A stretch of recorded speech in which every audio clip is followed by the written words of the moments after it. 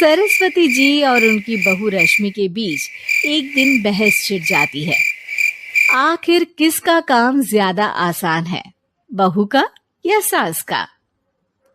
माँ जी, सास को काम ही क्या है, आपके सारे काम उंगलियों पे तो हो जाते हैं। कुछ भी। हाँ, हिसाब तो उंगलियों पे ही हो जाता है ना। अरे बेटा, ऐसा सिर्फ अभी लगता है। जो मुझे करना पड़ता है ना, वो तुझे करना पड़े तो समझ आएगा कि असली काम का पहाड़ कैसा होता है। ठेले बराबर वजन भी नहीं है आपके काम में, और बात पहाड़ों के वजन की कर रही हैं आप। तू ऐसा करती ही क्या है घर में बेटा, ये तो बता मुझे। मैं थोड़ी ना कुछ करती हूँ, सब जादू से हो रहा है इस घर में। अरे, एक दिन मेरा काम करोगी तो समझ आएगा। Okay okay, shut up. कल से मैं घर के काम करूंगी और तू मेरी जगह हर चीज का हिसाब रखना, ठीक है?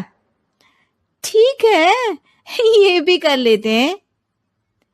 ये सास बहू की डील के बारे में रश्मि के पति अमन को नहीं पता था और ना ही अमन के पिताजी सुरेश जी को। पर गेहूं के साथ साथ जैसे घुन भी पिस जाता है, ये दोनों भी पीसने वाले थे।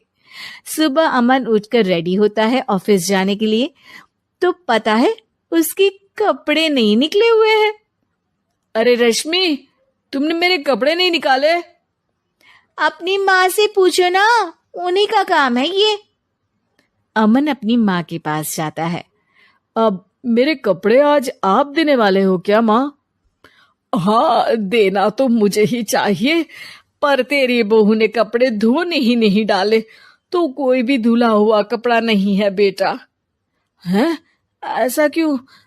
कपड़े तो धोने आप ही देते हो ना माँ? अरे बहू ने तुझे बताया नहीं, अब हम अदल बदल गए हैं। मैं अब बहू और तेरी बीवी सास। अमन परेशान हो गया। वो बिना इस्त्री के कपड़े पहनकर ऑफिस चला गया। सरस्वती जी अपने घुटने के दर्द के कारण झुककर घर साफ नहीं कर पा रही थी और ना ही खाना बनाना याद रख पाई। उधर रश्मि पहले ही दिन घर की चाबी घुमा चुकी थी और 300 रुपए का हिसाब अलग नहीं मिल रहा था। पर दोनों का ही घमंड कैलाश पर्वत से भी बड़ा था और दोनों ही खेमे एक दूसरे की बात मानने को बिल्कुल तैयार नहीं थे। शाम को जब सुरेश जी और अमन खाना खाने बैठते हैं तो सरस्वती जी उनके सामने गाजर और पपीते लाकर रख देती हैं। अरे माँ, ये क्या है? ख्याली पुलाव के साथ सलाद। माँ जी खाना बनाना भूल गई लगता है। अरे एक एक चमन्नी का हिसाब है मेरे पास, खाना बनाना कैसे भूल जाऊंगी? ये तो मैंने पढ़ा था कि फल फ्रूट खाने से सेहत अच्छी रहती है, इसीलिए ये ले, एक फल खा ले। रात को सुरेश जी और अमन अपनी मीटिंग बिठाते हैं अकेले में। बाबूजी, इनकी लड़ाई के कारण ना हमें ठीक से खाना मिल रहा है, उल्टा घर के सारे काम रुक गए हैं। हाँ बेटा, 2 भैंसों की लड़ाई में बेचारे खेत के पौधों का भी नुकसान हो रहा है। पर पापा, क्या बताऊं आपको, मैंने माँ को इस महीने की 2 तारीख को बिजली के बिल के पैसे दिए थे। आज बिल भरने के लिए मांगने गया तो पता चला कि रश्मि उन पैसों से गैस सिलेंडर ले आई। अच्छा, तो सिलेंडर के पैसों का क्या हुआ? अब सिलेंडर के तो कोई पैसे नहीं थे बाबूजी, हमारे घर पर गैस की पाइपलाइन लगी है ना। बेटा, इन दोनों का कुछ करना पड़ेगा, नहीं तो अपने घमंड के चक्कर में पूरा घर बर्बाद कर डालेंगी ये दोनों। अमन और सुरेश जी काफी सोच विचार के बाद एक निष्कर्ष पर पहुंचते हैं।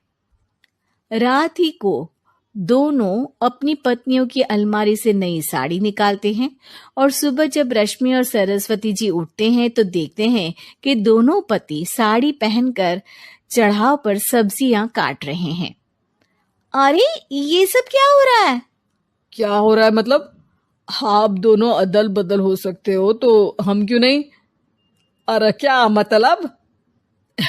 नहीं नहीं, मेरी भी बचपन से किसी की बहू बनने की इच्छा थी। तो आज से सरस्वती तुम बड़ी बहू, मैं मिडल बहू और अमन छोटी बहू। अरे लेकिन सब घर पर बैठ जाएंगे तो कमाएगा कौन? ये घर कैसे चलेगा? अब वो तो भैया या बाकी लोग जाने। अब हमने भी अदल बदल कर ही लिया है तो कुछ नहीं हो सकता। रश्मि और सरस्वती जी को समझ में आ जाता है कि उन दोनों की आपस की डील के वजह से इन दोनों को बहुत तकलीफ हो रही है और उनके ईगो ने दूसरों को कितनी यातनाएं दी है। अब असल में माँ जी आप सही थी, सास बनना बहुत मुश्किल है। अरे हाँ बेटा, और तू भी, मुझसे तो नहीं हो पाया सब घर के काम। वापस बदल ले क्या? हाँ हाँ बिल्कुल माँ जी, और अब आप दोनों भी बदल लीजिए। कोई आ गया तो आप दोनों को देखकर क्या सोचेगा? अच्छा है, आप दोनों के समझ में ये बात तो आई। मैं फटाक से कपड़े बदल लेता हूँ। अरे रुक जा बेटा, एक फोटो ले लेती हूँ तेरी। मेरी बेटी होती तो तेरे जैसी ही दिखती साड़ी में। और मेरा फोटो नहीं लो